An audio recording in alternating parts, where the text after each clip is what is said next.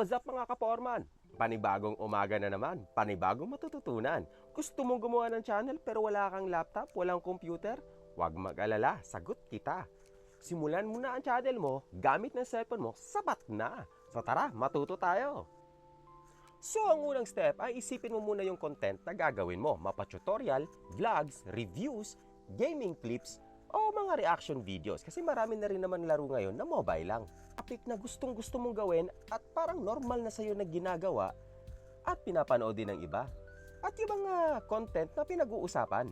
Oh, may napili ka na. Pero bago mo simulan, gumawa ka muna ng unting script lang para meron kang guide. Pilat mo lang yung gusto mong gawin. Parang ganito. May intro, may main points, tsaka outro. Para naman maganda ang flow ng video mo. So itong video na to, lahat na to, ginawa ko gamit lang ng cellphone. Papakita ko sa inyo, sasabihin ko din sa inyo kung ano yung mga gamit kong mga apps dito na madali lang din gamitin.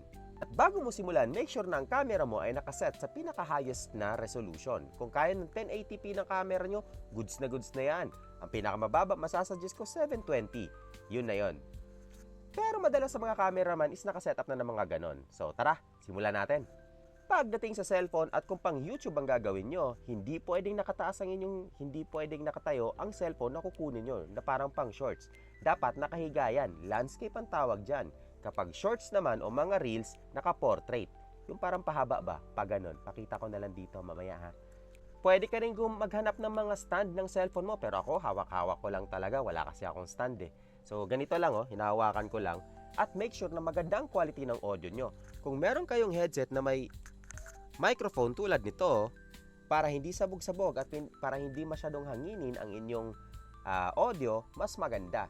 Kasi kapag pangit ang audio nyo, maraming hangin, hindi kayo maririnig, baka skip lang kayo ng mga viewers nyo. Okay, sunod is mag-shoot sa tahimik na lugar. Kaya ako, tinan nyo, nakatago lang ako sa kubo ko. Kasi pag nasa labas, may hangin, no, at kung ano-ano pang maririnig. At pagtapos na kayo sa inyong pagre-record at kompleto na yung mga dapat nyong video na ilalagay o i-edit, so mag-i-edit na tayo. So dalawang ituturo ko dito. Una is paano mag-dedicate ng ating mga videos na ni-record at pangalawa, paano gumawa ng thumbnail. Ipopost ko lang dito sa gilid. Ayan, lalagay ko dito. So ang una-una kong ginagawa, mga kapurman, is syempre gumawa tayo. Pinagdidikit-dikit lang natin dyan. Ang gamit ko na app is UCut. Okay? UCut, hindi ako gumagamit ng CapCut kasi medyo komplikado sa totoo lang si CapCut kapag sa mobile mo siya gagamitin at kung hindi ka sanay. Medyo si UCut is madali lang siyang gamitin kasi isang buong layer lang ang gagawin mo tapos dagdag ka na lang ng dagdag. So napaka-human niyang gamitin or madali nga lang siyang gamitin. Sunod is maglagay ka na lang ng text dyan. Ayan, pagdugtungin mo yung mga hindi mo gustong nakalagay sa video mo is i-cut mo na lang. Pwede ka mag-adjust ng video, magdagay ng transition, pero ako sinimplihan ko na lang. Explore nyo na lang yung part na yan. So pagdating naman sa ating thumbnail, no? So ang sunod is ang ating thumbnail.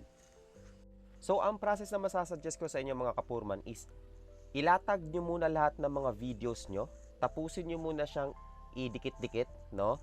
Tapos saka nyo siya lagyan ng mga dapat nyong ilagay na text sa ibabaw or kung ano man yung mga elements ang tawag doon sa ibabaw ng inyong mga videos, no? So tulad ng ginagawa natin dito. So sa proseso na to, no, is actually kaya UCut ang gamit ko kasi madali nga lang siya. So cut ka lang ng part ng video, i-move mo lang siya, i-slide mo lang, hindi mo kailangang i-delete, i-slide mo lang siya mga kapurman. Tapos ang sunod mga kapurman is pwede ka habang nag-i-edit ka, nagre-record ka. Actually, tulad ng ginagawa ko ngayon, nagre-record ako. Pag kulang, naglalapag ako lahat ng bagong recording. Tulad nito mismo ginagawa ko, no? Tapos, saka ko lalagyan yan ng mga text sa ibabaw. So, tapusin nyo muna lahat ng inyong video. Pagdikit-dikitin nyo muna, then saka nyo lagyan ng text. Then, saka nyo lagyan ng mga effects. So, ganun yung proseso nun. Video cutting muna, okay? Video editing. Then, next is mga text element, yung mga pwede nyong ilapag sa ibabaw. Then, sunod yung mga effects. So, wag nyo siyang pagsabay-sabayin kasi parang i-organize yung pag-e-edit nyo. Okay? So, by the way, kung napapansin nyo, itong mismo video na to, nandito ako, no? Tapos, meron tayong video dito. Ang tawag dito is PIP or Picture in Picture. Ibig sabihin, pwedeng dito ako nagsasalita, tapos meron ding video dito sa kabilang side ko. Okay, di ka kasi pwede magpatong sa UCAT ng multiple videos ng magpatong-patong. So, meron silang feature na tinatawag na picture-in-picture or PIP. Ilalagay ko na lang din dito yung text nun mga kapurman. So, yung mga purman, so, gawin nyo lang yan and then pag natapos nyo yung paglalagay ng mga, so again, unahin nyo yung video cutting. After nyo sa video cutting nyo, is maglagay na kayo ng mga text, no?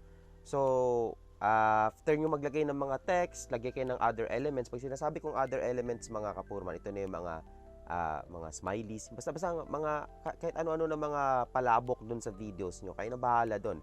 Ako sinimplihan ko lang kasi sa phone lang ako. And to be honest, kapag sa phone tayo, no, medyo ang liit lang ng workspace natin.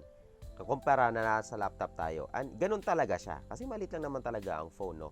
Pero masasuggest ko pa rin if magkakaroon kayo ng investment, no, makakakuha kayo ng computer, hindi naman kailangan ng sobrang ganda ng computer nyo mga kapurman kapag editing lang. At kung ang gagamitin nyo lang naman is CapCut na editing, no, at usually yun lang naman at Canva, browser based yung karamihan natin ginagamit Kasi yun din yung ginagamit ko kapag nasa computer ako. Malaki na yung magagawa nun. Okay? So, ngayon naman, after nyo ma-edit itong video nyo, meron din napapakita sa inyo. Isa sa mga pinaka-importante is ang thumbnail.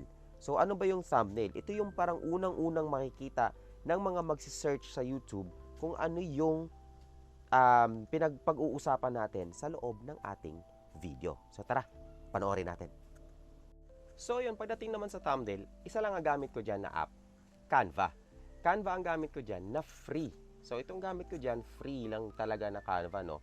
Pero pagdating sa free na Canva, mga kapurman, maraming mga restrictions. Pero, marami ka na magagamit dyan na pwede mong gamitin para makagawa ng thumbnail. In fact, itong gamit ko dito is pure free lang talaga yan. So, ang una nyo lang gagawin dyan is mag-open kayo ng Canva. Make sure na may account kayo sa Canva. Madali lang naman yan. Pwede kayo gumamit ng Google account nyo. And then, isearch nyo lang YouTube thumbnail. So, bahala na kayong mamili dyan. So, pag napapansin nyo na yung mga option dyan ng mga thumbnail is may corona na nakailaw, ibig sabihin, hindi mo magagamit yan as a free. Kailangan mong bayaran yan. Pero, marami kang makukuha dyan tulad nitong gamit ko. Ayan, yung gamit ko is totally free yan. Kapag free yan, so pwedeng mong i-edit lahat yan at pwede mo ring i-download at yun yung gagamitin natin. So, yun yung gamit ko dyan. So, sinerch ko lang YouTube thumbnail simple, no? Tapos, yun na yung ginamit ko. Then, lagyan lang natin yan ng mga text, no? Kung kaya nyong lagyan ng mukha nyo, lagyan nyo rin ng mukha nyo, no? Tsaka, other elements pa, which is papakita ko din dyan. Meron din ako papakitang isang trick kung paano mag-remove ng background, pero as a free user, mga kapurman, isang beses mo lang siya magagamit, parang everyday. So, I suggest kapag nakapag-remove na kayo ng background, let's say for example, itong mukha ko, no? Pina-removean ko na ng background yan para magamit ko sa thumbnail, sinave ko na yon. No, i-save nyo na yon para magamit nyo na siya at hindi nyo siya kailangang tagalan pa ng background sa mga susunod na araw. So, ayun, panoorin natin. So, yun kasi gusto natin na meron tayong mukha doon sa ating thumbnail, no? So, nag-upload lang ako or nag-download ako ng aking picture, no? Tapos, nilagay ko lang dyan. Tapos, gumamit ako ng background remover na app. App ha, hindi yung nasa Canva na background remover. Kasi kapag gagamitin mo yung mismong nasa Canva na background remover, mga kapurman, ang mangyayari dyan is hihingian kayo ng bayad. Pero meron dyang app na tawag is background remover. Basta ganun, hanapin nyo lang yan. Sundan nyo lang yung nasa video. Matatanggal niya yung background ng iyong picture. So, ayun. At yun yung gagamitin natin para meron na tayong mukha doon sa ating thumbnail, di ba?